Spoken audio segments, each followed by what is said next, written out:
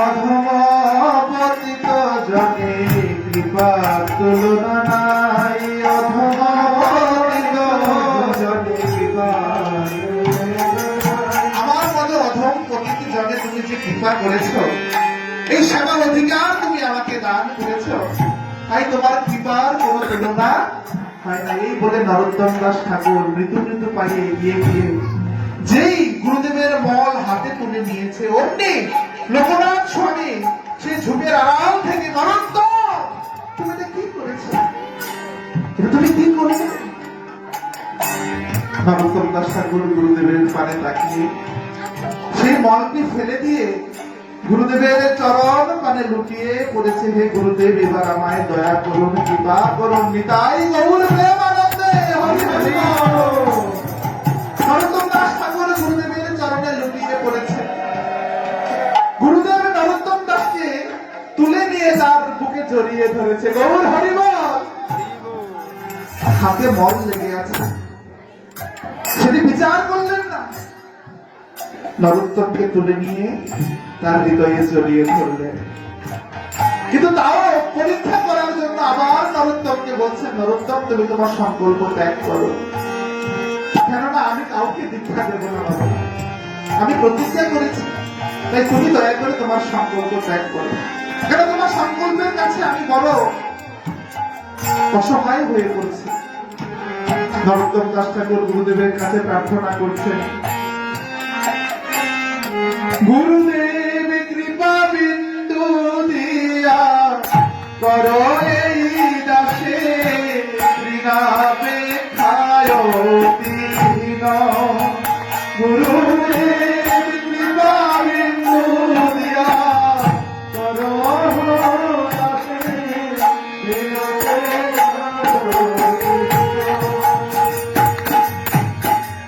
সকল শহরে বলো দিয়া করো, সকল বলো নিজ মানে স্পৃহাহীন,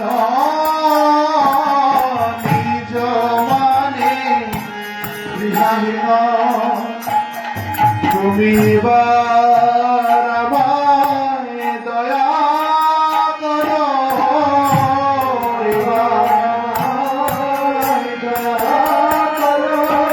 তোমার দয়া বিনে আর কিছু নাই, এবার আমায় দয়া করো, দয়া বিনে আর কিছু নাই, তুমি এবার আমায় দয়া করো। নরোত্তম দাস ঠাকুর ওই লোকনাথ স্বামীর চরণ কমল বন্দনা করে বলছে, ওহে গুরুদেব, আমি আমার ধন সম্পদ, পিতা মাতা আত্মীয় স্বজন পরিত্যাগ করি আজ সকলে ছাড়িয়া তোমার চরণ কমলে এসেছি, তাই তুমি আমায় সঙ্গ ছাড়া করো নাহি। কেননা যেদিন এই জীবনের বেলা ডুবে যাবে,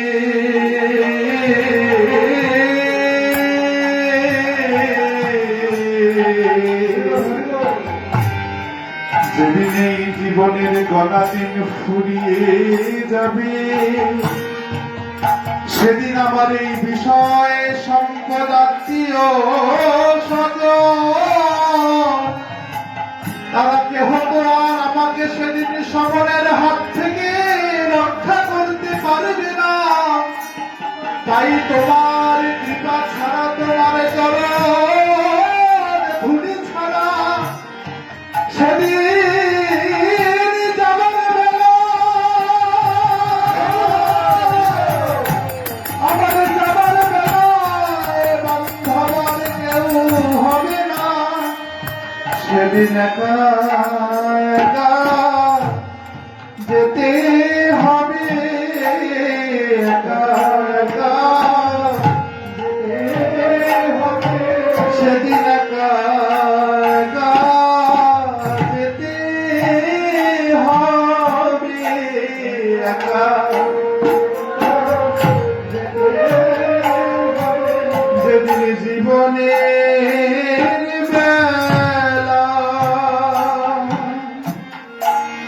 বেলা ডুবে যাবে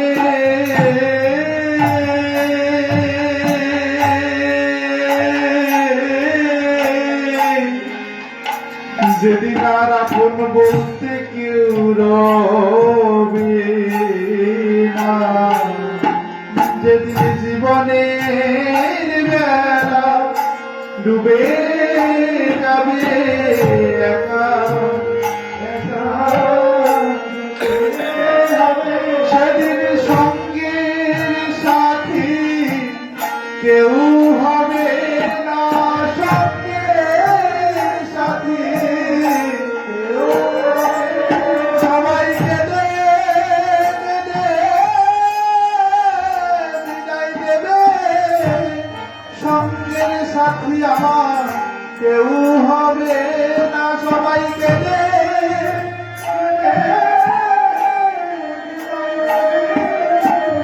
সঙ্গের সাথী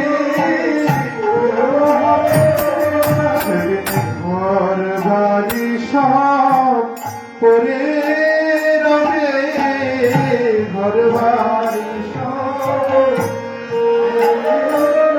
তুমি কত যত্নে গড়েছিলে কত যত্নে গড়েছিলে তোমার ঘর বাড়ি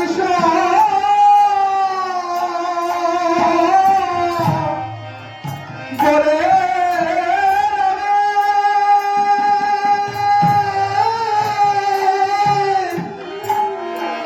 সঙ্গের সাথী কেউ হবে না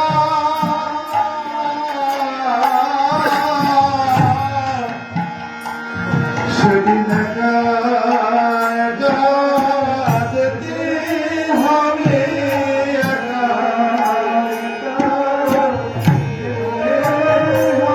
সেদিন একা একা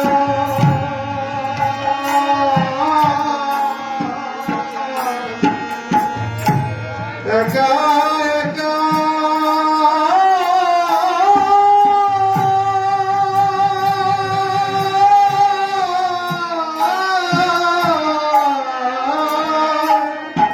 সেদিন একা একা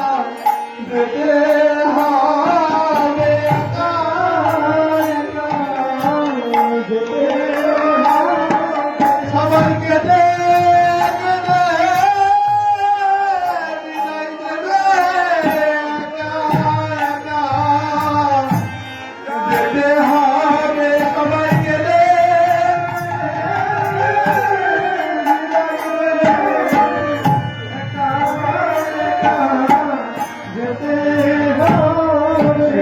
চার জনাতে কান্ধে লবে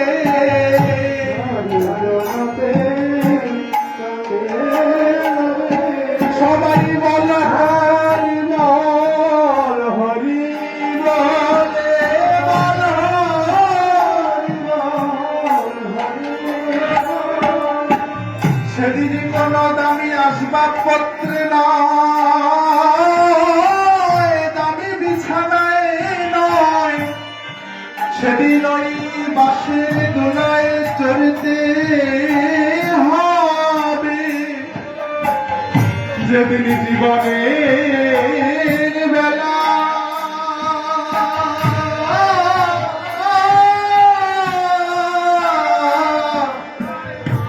বেলা ডুবে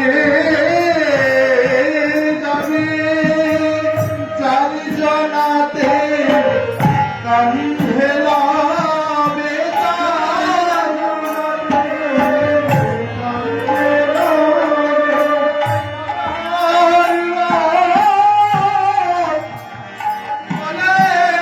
চার জনাতে কান্ধে লবে সবাই বল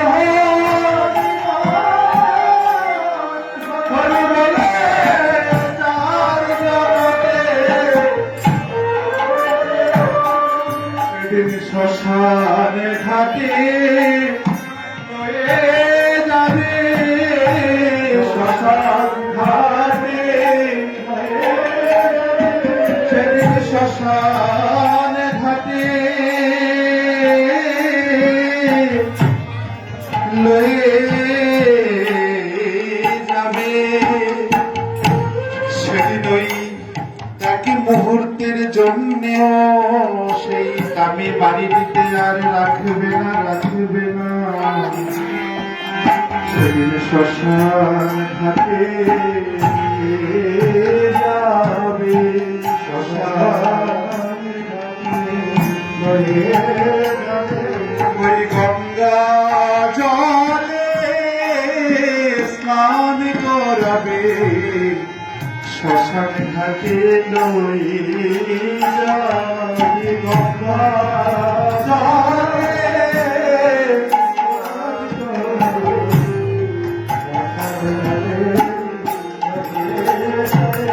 সেদিন তুই চোখে তুলসী দেবে, তুই চোখে তুলসী দেবে। আমি হয়তো এই জীবন দশায় কোনদিনও সেই দুটি তুলসী আমার গোবিন্দ চরণে দিতে সময় পাই নাই। কিন্তু যেদিন আমার জীবনের বেলা ডুবে যাবে, দুই চোখে তুলসী দেবে, জীবনের বেলা ডুবে যাবে, দুই চোখে তুলসী যেদিন জীবনের বেলা দিলাকে সাজায় নেবে আমায়,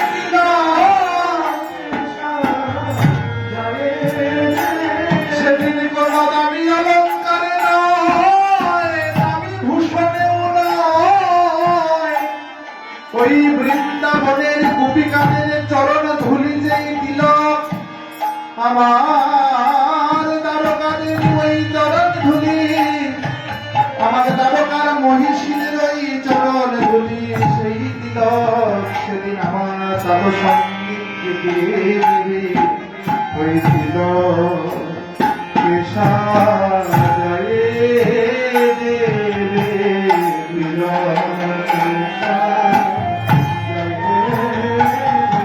আমরা কত না লজ্জা করি, কত না ভয় পাই, জানি না সমাজ কি বলবে, আত্মীয় স্বজন কি বলবে, তাই ওই কপালে তিলকটাও দেই না, ঠিক না বাবা? কিন্তু যেদিন আমার জীবনের বেলা ডুবে যাবে, সেদিন এই তিলকেই সুন্দর করে আমাকে সকলে সাজিয়ে দিবে। সেদিন তিলকে সাজায়ে দেবে আমায়, তিলক সাজায়ে দেবে। এই সাধের দেহ ছাই হবে, তিলকে সাজায়ে দেবে।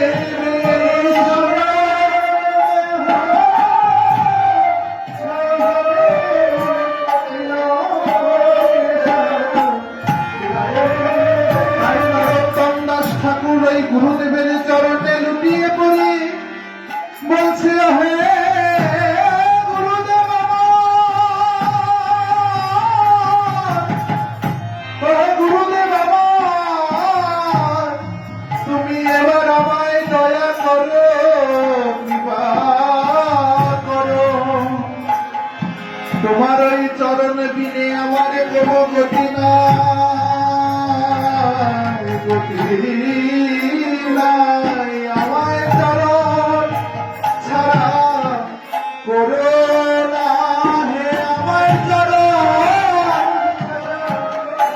করো না, হে দয়াল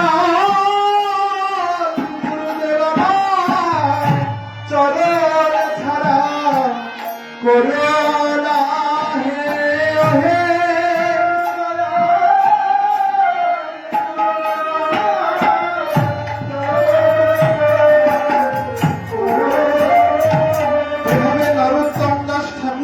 লোকনাথ স্বামীর চরণে লুটিয়ে পড়ে যেই হৃদয় দিয়ে তার দয়া ভিক্ষা করেছে। আর লোকনাথ স্বামী আমার নরোত্তমকে বলল, তুমি গঙ্গায় যাও, যমুনায় গিয়ে স্নান করে আসো, আমি তোমাকে দীক্ষা দান করবো। গৌরহরি সঙ্গে সঙ্গে নরোত্তম ছুটে গিয়ে যমুনায় স্নান করে এসে গুরু চরণে লুটিয়ে পড়েছে। আর গুরুদেব লোকনাথ স্বামী নরোত্তমকে তুলে জড়িয়ে ধরে তার কানে দ্বাদশ অক্ষর গোপাল মন্ত্র দান করে তাকে দীক্ষা দান করেছে। জয় জয় হৃদয় ও সীতারাম।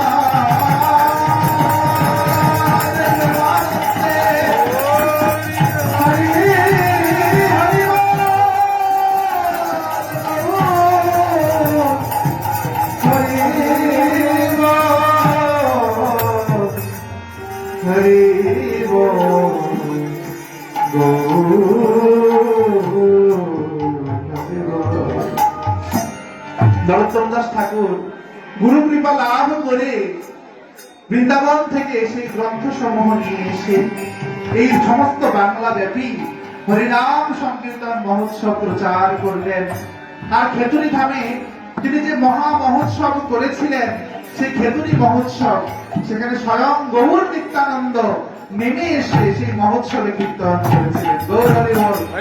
তাই যে সংকীর্তন মহোৎসবের আপনারা আয়োজন করতে যাচ্ছেন, এই মহোৎসবের যারা প্রধান ব্যক্তিত্ব, সেই বৈষ্ণব মহাজনগণ আজকের এই অধিবাস কীর্তনে তারা যেন কৃপা করে এসে এই মহোৎসবকে সাফল্য মণ্ডিত করেন, ধন্যাদি ধন্য করেন, আজকে সেই আশীর্বাদ তাদের কাছে প্রার্থনা করছি। নরোত্তম দাস ঠাকুর তিনি এসে বহু শিষ্য গ্রহণ করলেন। রামনারায়ণ, কৃষ্ণানন্দ আদি বহু শিষ্যদের গ্রহণ করলেন। তিনি ব্রাহ্মণদেরকেও দীক্ষা দান করেছেন। তাই একদিন নরোত্তম দাস ঠাকুর ধ্যানের মধ্যে তিনি চলে গেছেন বৃন্দাবনে। আর বৃন্দাবনে গিয়ে রাধা কৃষ্ণ সেবায় এমন ভাবে তন্ময় হয়েছেন যে 7 দিন হয়ে গেছে তার ধ্যান আর ভাঙে না। শিষ্যগণ তারা গুরুদেবের চারপাশে বসে হরিনাম করছেন, কিন্তু গুরুদেব কোনো কথা বলে না, নড়াচড়াও করে না। তখন সকলে মনে করলেন যেহেতু তার নিঃশ্বাস পর্যন্ত চলছে না, এমন ভাবে সমাধিস্থ হয়েছে, নিঃশ্বাসও বন্ধ হয়ে গেছে, তারা সকলে মনে করলেন নরোত্তম দাস ঠাকুর চলে গেছে। শিষ্যরা চিতা সাজিয়েছেন, নরোত্তম দাস ঠাকুরকে নিয়ে চিতার উপর শুয়ে দিয়েছেন। আর এমন সময় কদাবই ব্রাহ্মণ তারা বলতে লাগলো, ওই দেখো নরোত্তম শূদ্র হয়ে ব্রাহ্মণকে দীক্ষা দান করেছে, তাই আজকে তার অকালে মরণ হলো।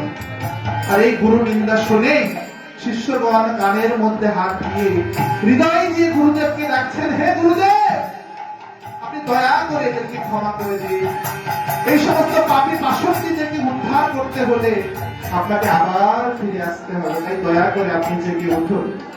চিতার উপর নরোত্তম শুয়ে আছে, শিষ্যগণ চারিদিকে জড়িয়ে নরোত্তমের চরণ দুটি জড়িয়ে ধরে নরোত্তমের কাছে প্রার্থনা করছে, হে গুরুদেব আপনি দয়া করে জেগে উঠুন, কেন এই অধম পতিত কলিজীবকে উদ্ধার করার জন্য আপনি যে কৃপা করে নিত্যানন্দ প্রকাশ করে অবতীর্ণ হয়েছেন, যদি আপনি এই অকালে চলে যান তাহলে এদের কি হবে, তাই দয়া করে আপনি আবার ফিরে আসুন। সমস্ত শিষ্যগণ নরোত্তম দাস ঠাকুরের চরণে জড়িয়ে পড়ে তারা গুরু বন্দনা কীর্তন করছে। হরি বল। সংসার নলির হলো প্রাণা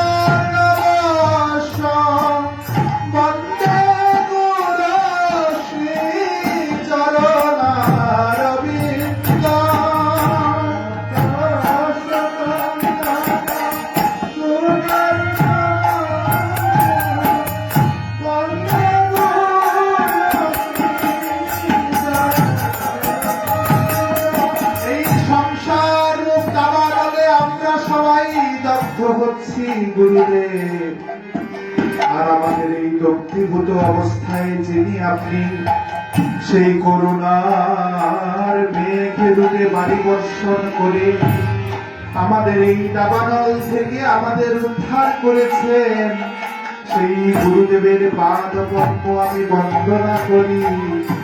মহাপ্রভু কীর্তন নিত্য কীর্তন পবিত্র মার্গ মনসা সেন।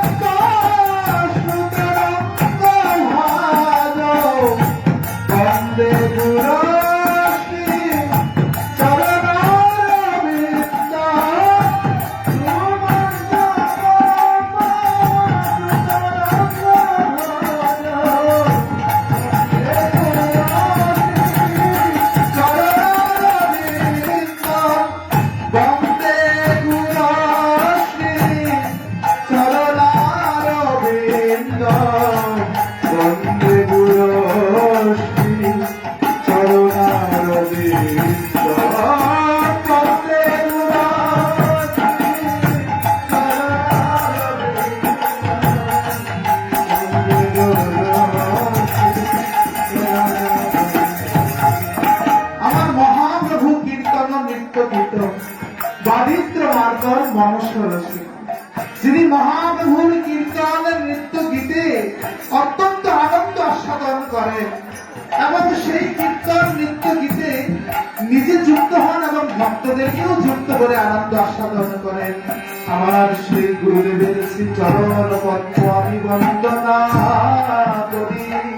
শ্রী বিগ্রহারা ভগনিত্য নারা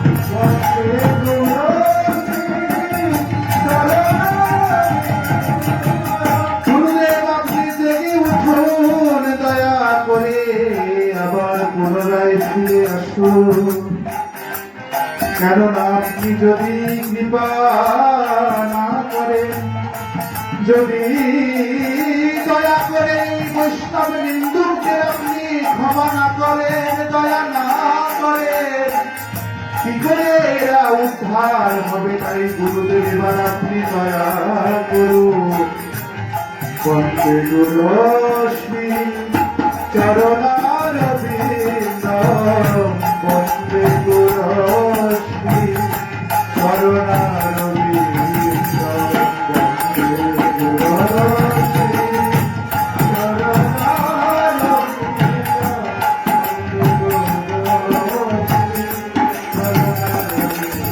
যে শিষ্যগণ গুরুচরণ ধরে জড়িয়ে ধরে কান্না করছেন, আর অন্য শিষ্যদের নয়ন বাড়ি যেই নরোত্তমের চরণে পড়েছে, 7 দিন পর ধ্যান ভেঙে নরোত্তম চিতার উপর জেগে উঠেছেন। এবং হরিবল জয় জয় নিতাই গৌর সীতানাথ প্রেমানন্দে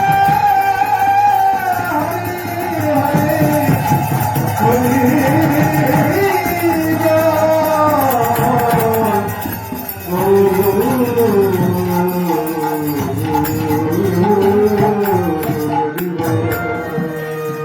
সমস্ত ব্রাহ্মণ গিয়ে নরোত্তমের চরণে ঝরিয়ে পড়ল। হে প্রভু, আমরা না জেনে কত আপনার নিন্দা করেছি। আপনি যে বৈষ্ণব, ব্রাহ্মণের চাইতে ঊর্ধ্বে। কোটি ব্রাহ্মণ যদি সেবা না করে, কেহ একজন বৈষ্ণবের সেবা করে, তাহলে তার ওই কোটি ব্রাহ্মণ যে সেবা হলো না, তার চাইতে অধিক ফল লাভ হবে যদি কোন বৈষ্ণবের হৃদয় সন্তুষ্ট হয়। অত্যন্ত আচার্য প্রভু যখন তার পিতার শ্রাদ্ধ অনুষ্ঠান করবে, তখন শ্রাদ্ধ মাত্র তিনি নিয়ে দান করছেন হরিদাস ঠাকুর। আর যেহেতু হরিদাস ঠাকুর জগৎকুল আবির্ভূত হয়েছে, সমস্ত ব্রাহ্মণগণ উঠে গেছেন, না আমরা এই গৃহে খাবো না। আমরা ভাবতে শ্রাদ্ধ মাত্র দেয়া হলো হরিদাসকে, আমাদেরকে অপমান করা হয়েছে। অদ্বৈত আচার্য প্রভু বললেন, যদি এমন একজন শুদ্ধ ভক্তের আহার হয়, এমন একজন শুদ্ধ ভক্ত যদি সন্তুষ্ট হয়, তাহলে আমার কোটি ব্রাহ্মণের সেবা হয়ে যাবে। এটা হচ্ছে মহাপ্রভুর ভক্তদের সিদ্ধান্ত সার, বুঝতে পারছি। আর যদি কখনো ভাগ্য বলে ব্রাহ্মণ বৈষ্ণব হয়, তাহলে দেবেরও দুর্লভ। সেই ব্রাহ্মণ যদি বৈষ্ণব হয় তাহলে মহাভাগ্য, তাই নয় কি? তাই আমাদের বৈষ্ণবদের সেবা করা উচিত, সৎ ব্রাহ্মণদের সেবা করা উচিত, এবং যারা বৈষ্ণব ব্রাহ্মণ তাদের সমাদর করা উচিত, বিশেষ করে তাদের চরণে আত্মসমর্পণ করা উচিত। গৌর হরি বল। তাই আমাদের যেন এই জন্মে এহেন সৎ গুরুদেবের কৃপা লাভ হয়, আমরা যেন গুরু কৃপা লাভ করে নরোত্তম দাস ঠাকুরের মতো এবং তার শিষ্যদের মতো এই জগৎ ছেড়ে যেতে পারি। গৌর হরি বল। নরোত্তম দাস ঠাকুর সমস্ত ব্রাহ্মণদের কৃপা করলেন, তারা সপরিবারের সবংশে নরোত্তম দাস ঠাকুরের কাছে দীক্ষা গ্রহণ করলেন। গৌর হরি বল। সেই নরোত্তম দাস ঠাকুর জীবনের শেষ দিনে তিনি শিষ্যদেরকে নিয়ে গঙ্গা পাড়ে ঘুরে বেড়াচ্ছেন শান্তিপুরের কাছে। এমনি এক সময় একটি ঘাটের সামনে এসে নরোত্তম বললেন, শিষ্যগণ, তোমরা আমার দেহে এই গঙ্গা মাটি দিয়ে লেপন করে দাও। গুরুদেবের আজ্ঞা পেয়ে শিষ্যগণ গঙ্গা মাটি নিয়ে গুরুদেবের সমস্ত শরীরে লেপন করে দিচ্ছেন গঙ্গা মাটি দিয়ে। আর যখন নরোত্তম বললেন, এবার তোমরা গঙ্গা জল দিয়ে আমাকে অভিষিক্ত করো, শিষ্যগণ কলসি কলসি গঙ্গা জল নিয়ে নরোত্তম দাস ঠাকুরের মস্তকে সেই জল ঢেলে দিয়েছেন। আর যখন ঢালতে শুরু করেছেন, তখন শিষ্যদের হাত কাঁপতে শুরু করেছে। কেন? কারণ শিষ্যগণ দেখতে পেলেন যে যখনই তারা জল ঢালছেন, ওই নরোত্তম দাস ঠাকুরের দেহ থেকে একটি সাদা বর্ণ দুধের মতো পদার্থ নির্গত হয়ে গঙ্গায় মিশে যাচ্ছে। এমনিতে জল ঢালছেন আর সমস্ত দেহটা দুধ হয়ে গঙ্গা জলে মিশে গেল আস্তে আস্তে। গৌর হরি বল। জয় জয় নিতাই গৌর কৃষ্ণ প্রেমানন্দে। হরি হরি বল।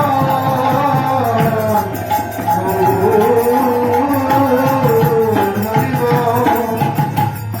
নরোত্তম দাস ঠাকুরের কোনো সমাধি নেই, সেই গুপ্ত ঘাট এখনো রয়েছে শান্তিপুরে। আপনারা গেলে দেখতে পাবেন যে ঘাটে নরোত্তম দাস ঠাকুরের দেহটি দুধ হয়ে গঙ্গা জলে লীন হয়ে গিয়েছিল। সেই নরোত্তম দাস ঠাকুরের শুভ আবির্ভাব স্থল রাজশাহীর ভেতরে আপনারা যাবেন, খুব সুন্দর একটি মন্দির হয়েছে সেখানে, এবং গেলে আপনারা সেই সুন্দর ভক্তির কৃপা লাভ করতে পারবেন। অধিবাস কীর্তনে ভক্ত মহিমা কীর্তন করতে হয়, কেননা একমাত্র ভক্ত মহিমা কীর্তন হলেই ভক্তরা আসবে, আর ভক্তরা আসলেই সংকীর্তন আনন্দপূর্ণ হবে, ঠিক না বাবা? তাই আমরা সবাই সমবেত ভাবে দাঁড়িয়ে আর সংকীর্তনের মাধ্যমে সবাই তাদেরকে স্বাগত জানাবো। সবাই দাঁড়িয়ে আমরা একসঙ্গে সংকীর্তন করবো। যারা রয়েছেন আমাদের সঙ্গে এসে নৃত্যে যোগদান করুন। গৌর হরি বল। হরি হরায় নম কৃষ্ণ যাদবায় নম। হরি হরায়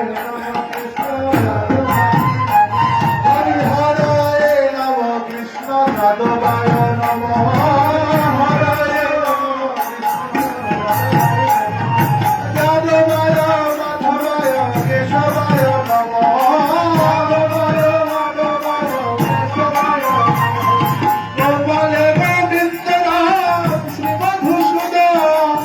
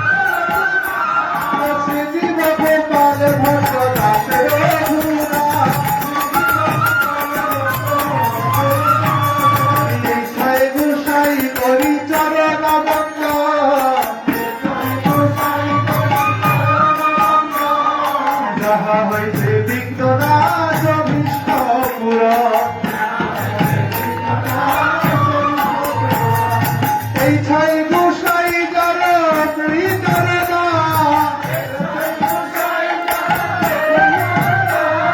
দাসবার বদলে কোমল বন্দনা আমি তাদের চরণ সেবী ভক্ত শোনেবা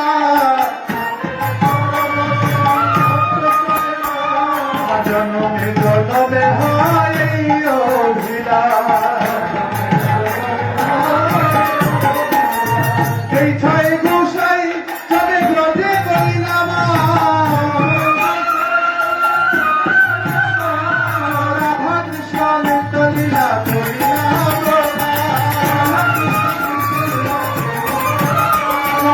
আনন্দে বল হরি ভজন আনন্দে বল হরি ভজন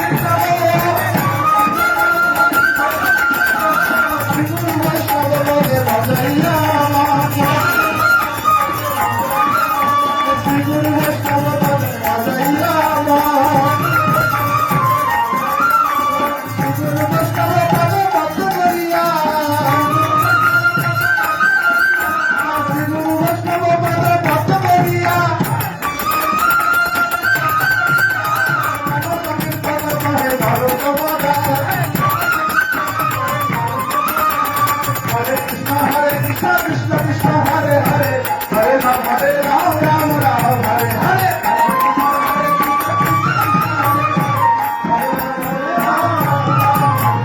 Hare Krishna Krishna Krishna Hare Hare Hare Ram Ram Hare Hare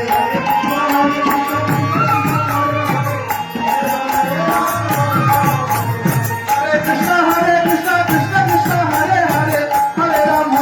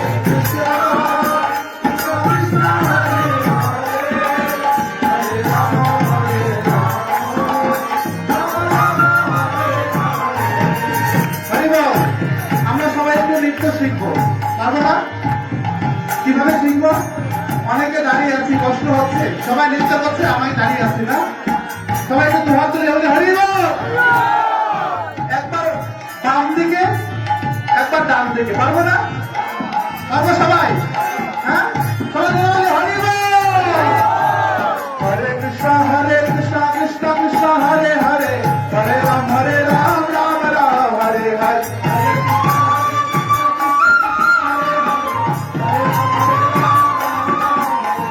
Hare Krishna